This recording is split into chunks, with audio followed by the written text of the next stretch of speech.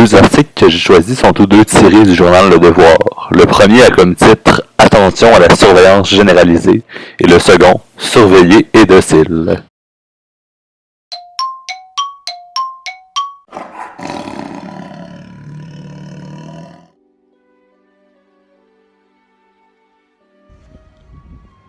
Bien le bonjour, Monsieur Canet. Donc, j'ai décidé de m'inspirer de vous pour faire ma vidéo. Donc, je suis dans la forêt comme vous lors de vos présentations. Donc, pour commencer, le contexte du problème social. Dans le fond, c'est assez simple. Comme vous le savez, certainement, l'épidémie de COVID-19 est présentement en pleine expansion ici au Québec, mais également partout à travers le globe.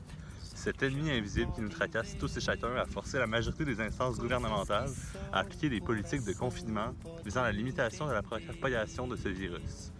La crise actuelle étant désastreuse à la fois économiquement, politiquement et socialement, il est logique que les États et leur population veulent reprendre leur mode de vie habituel.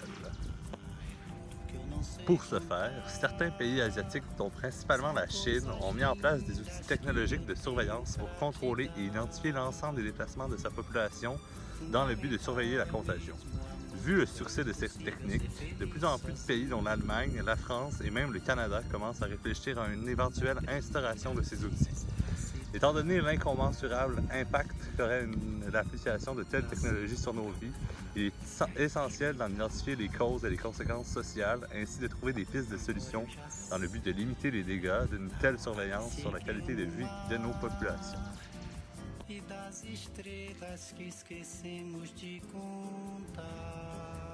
Les causes de la mise en application d'une telle technologie sont nombreuses et très larges, mais se regroupent tous autour de l'individualisme.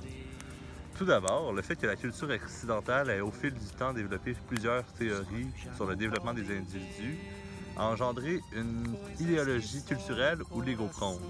En effet, chaque individu accorde désormais à soi-même une importance presque aussi grande qu'à son groupe, soit la famille, le travail, la société ou même la nation ou toute autre institution.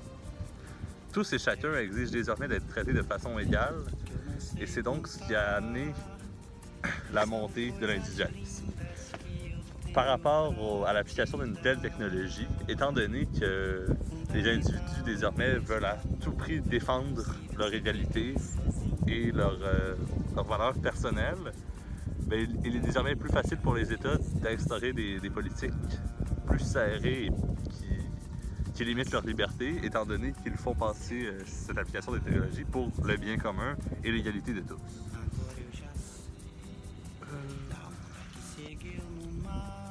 Bien le bonjour, Monsieur Canet. Donc, j'ai décidé de m'inspirer de vous pour faire ma vidéo. Donc, je suis dans la forêt comme vous lors de vos présentations. Donc, pour commencer, le contexte du problème social. Dans le fond, c'est assez simple. Comme vous le savez, certainement, l'épidémie de COVID-19 est présentement en pleine expansion ici au Québec, mais également partout à travers le globe. Cet ennemi invisible qui nous tracasse tous et chacun a forcé la majorité des instances gouvernementales à appliquer des politiques de confinement visant à la limitation de la propagation de ce virus. La crise actuelle étant désastreuse à la fois économiquement, politiquement et socialement, il est logique que les États et leur population veulent reprendre leur mode de vie habituel.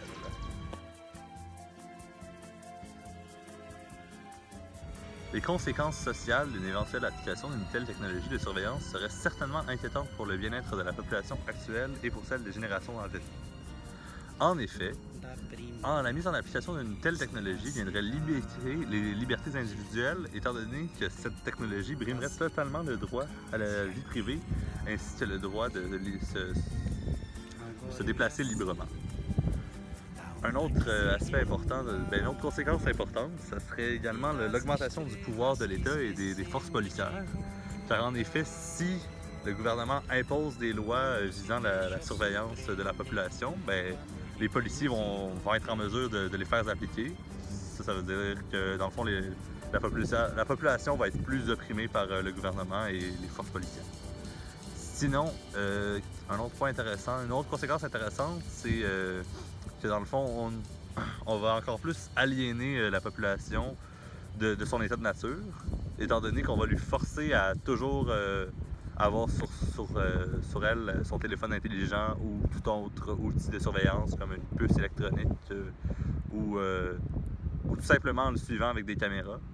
Donc, c'est ça, ça va faire que une conséquence importante, ça va être que l'homme va être un peu dénaturalisé et mis à l'extérieur de son mode de vie naturel. Fait qu'à long terme, on ne connaît pas les impacts de ça. Sinon, une autre conséquence de ça, ben, c'est la dépolitisation de la population. Ben, ça a été engendré originalement par la mise en place d'une démocratie représentative fondée sur la popularité. Mais étant donné que désormais l'industrie prend beaucoup plus de place qu'auparavant, ben, les intérêts économiques des grandes entreprises sont maintenant mis de l'avant et c'est donc sans surprise qu'on peut voir des entreprises financer ces organismes de surveillance dans le but d'engendrer des profits et d'augmenter leur contrôle. Heureusement, comme nous l'a démontré notre cher sauveur Karl Marx, les classes dominées finissent presque toujours par se révolter. Donc on peut dire qu'une conséquence d'une telle application ou d'un tel resserrement des libertés, ça serait peut-être à long terme une révolte ou une révolution face à l'oppression politique et économique.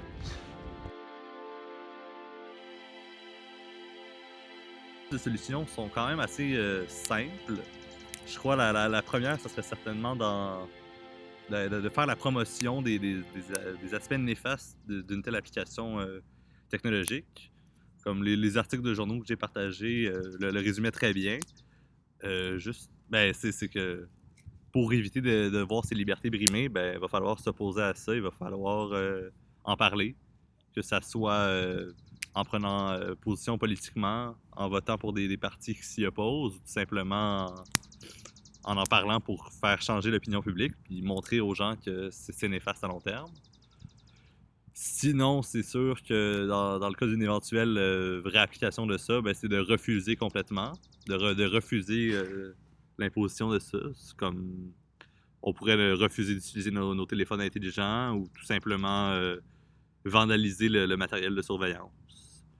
Donc, c'est pas mal ça les pistes de solutions que je propose, là. Merci beaucoup.